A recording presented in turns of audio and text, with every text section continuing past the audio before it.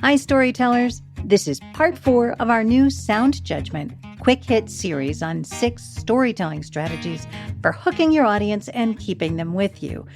Our fourth S in the 6S framework is surprise. It's the left turn when we're expecting a right-hand one that makes us listen.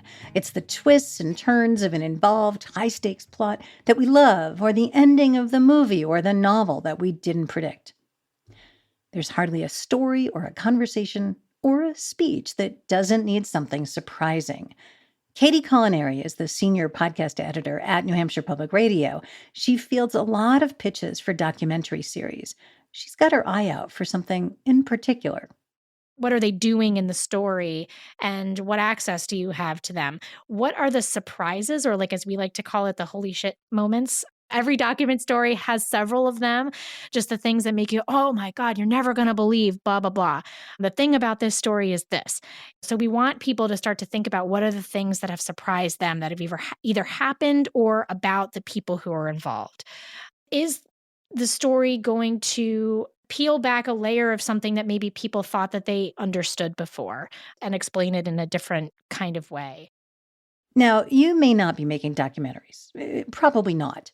What if you're producing an interview show, or doing a how-to, or writing a blog post about baseball, or co-hosting a show about the movies, or giving a speech about supply chain management? For any content to be memorable, we have to learn something we didn't expect. The search for fresh, new information is a constant in the lives of good interviewers. Kelly Corrigan, host of the podcast Kelly Corrigan Wonders and the PBS show Tell Me More, worries about this a lot. I mean, part of what I'm doing is trying to make your listening or viewing or reading minutes actually worth it. Like the thing that you and I are asking for when we put stuff out there is attention. And like, what could be a more exquisite currency than attention? I mean, in this world where there is so much coming at you, to ask for that is like asking for someone's soul. I mean, you are asking for the most precious thing that they've got. Through that frame, it couldn't be more important to offer audiences something new. It's not easy. What's an example of one of your episodes that you just think of off the top of your head, just an intuitive hit, where somebody told you they hadn't said something before, or you found yourself saying something you hadn't said before? I mean, 90% of the time, something like that happens. Like, it's happening right now. I have never talked about this very specific problem that I often have before on a microphone. I've told my husband about it. You know, like when I finish an interview, he's like, "How'd you do?" I'm like, I couldn't get them off their talking points. And, you know, the more professional they are. Samantha Power is a great example. So Samantha Power is the head of USAID. She was the UN ambassador under Obama. She's a great thinker. She won a Pulitzer for her writing. She's devoted to making the world a better place. She's one of the most impressive people I've ever met. And she's constricted by her job. Like, she has a big public job where there's people who work for her or who cover her press, and they want to talk to me beforehand, and they want to make sure it's going to stay on the rails, and we're going to cover this and cover that, and I nod along. And, you know, I will satisfy the requirements, but it doesn't mean I'm going to stop there. But as I learned from Kelly, you only need one moment, one surprise, to create something that stands apart, that's different from what everyone else is doing. She did this in an interview with Bryan Stevenson, the world-renowned criminal justice advocate and best-selling author of Just Mercy. I didn't know that Bryan Stevenson played the piano until like the morning of the shoot. And him playing the piano is such an important part of every day of his life. Here's another thing I didn't know that came up the morning of the shoot. 150 guys on death row have his cell phone number. That's who they call. He's like their family. He's their brother. He's their priest. He's their father. He's their son if they're really old. So you think about what it would feel like to be carrying 150 people's fate. And then you think about how much you would need to play piano. Like, to step away from all that and to make something beautiful and to be alone inside like a cloud of music.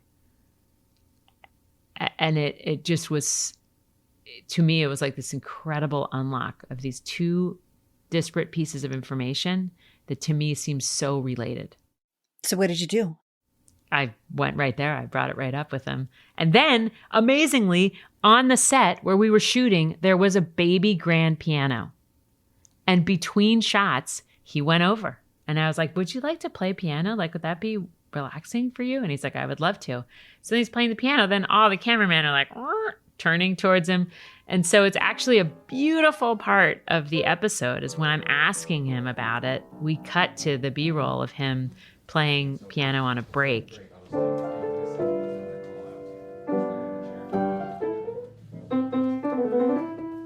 When I play the piano, it's the one thing that takes me out of my head.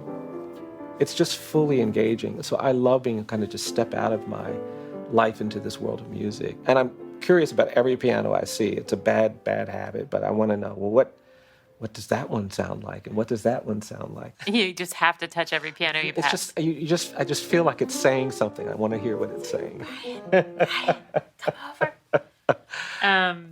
And tell me more. You know, it was like the most special thing that happened. And it's not in any other Brian Stevenson interview.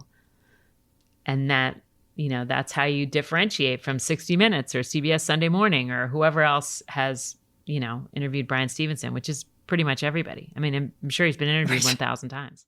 As listeners, we are just as surprised as Kelly. And so we won't only remember these human moments, we'll share them with our friends. In fact, maybe I should retitle this section on surprise, How to Generate Word of Mouth and Grow Your Show. It's one thing to hear new strategies and another to try them out in community.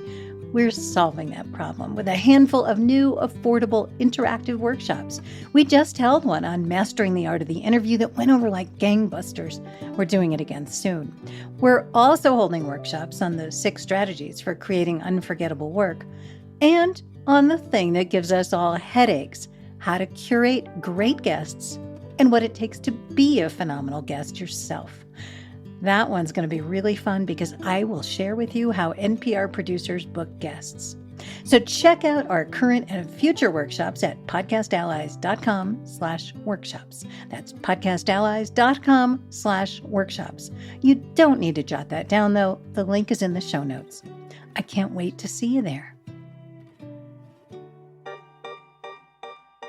Thanks for joining me for the 4th in my 6-part series on storytelling strategies for hooking new listeners and keeping them with you.